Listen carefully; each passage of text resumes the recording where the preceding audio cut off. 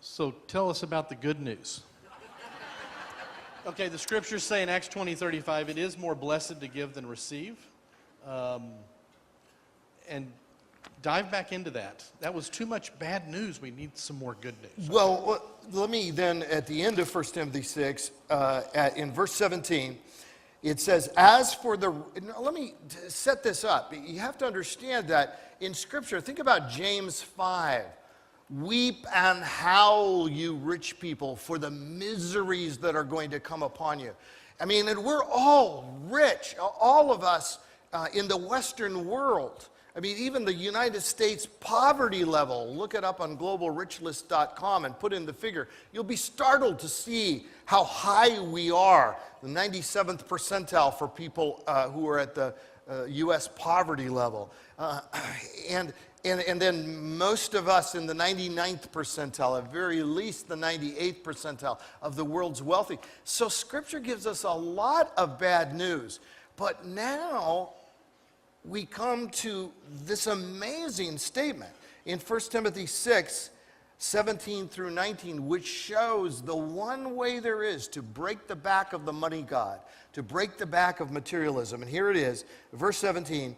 As for the rich in this present age, and that's a good reminder.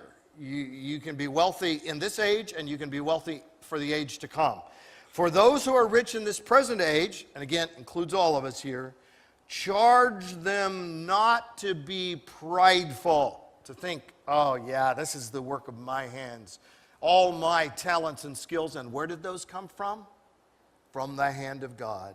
Not to be haughty, nor to set their hopes on the uncertainty of riches, because riches are here today, gone tomorrow. There's a proverb that talks about how they'll sprout wings and fly away from you. Either they're going to leave you or you're going to leave them. But our relationship with our current physical treasures is not going to last. Nor to set our hope on their uncertainty, or on the uncertainty of riches, but on God, who is certain. God, who richly provides us with everything to enjoy. Verse 17, aren't you glad that verse is in there? We really can enjoy this. I had to eat my oatmeal very quickly this morning, but I sure liked it. It was great, and it's great to be here. And to go where we went last night and to enjoy all that. I don't feel a bit of guilt about enjoying all that God has given us, but God, who richly provides us with everything to enjoy, is the one that is our true source of riches. And then, here's what he says to the rich in verse 18. They are to do good, to be rich in good works. We talked about that from Ephesians 2, that God has created us to do a lifetime of good works. To be generous and ready to share, eager to share. What a privilege we have to share our wealth with the world and to give it back to God and thereby to store up treasures in heaven. And sure enough, verse 19, thus storing up treasure for themselves. How? So now here the rich, who are normally, very honestly, condemned in Scripture because of the unrighteous lifestyle and the oppression that often came in the ancient world and does sometimes today with people who are wealthy, or at very least indifference to the world. He says, here's what you can do. You can be generous and eager to share and thereby store up treasures for themselves as a good foundation for the future. And we're not talking about 20 years into the future. We're talking 20 million years into the future.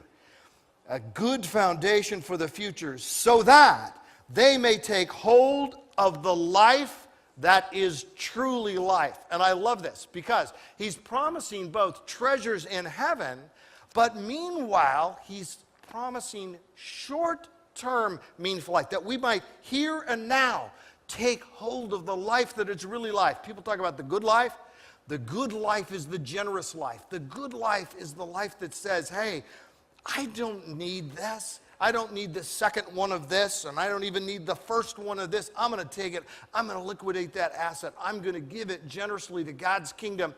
And not only will I help other people, the people in these remote tribes that don't yet have the Bible in their language, not only will I help those people, I will honor God, and I will one day hear him say, "Well done, my good and faithful servant," and receive eternal rewards. And meanwhile, I front load those eternal realities into my life today.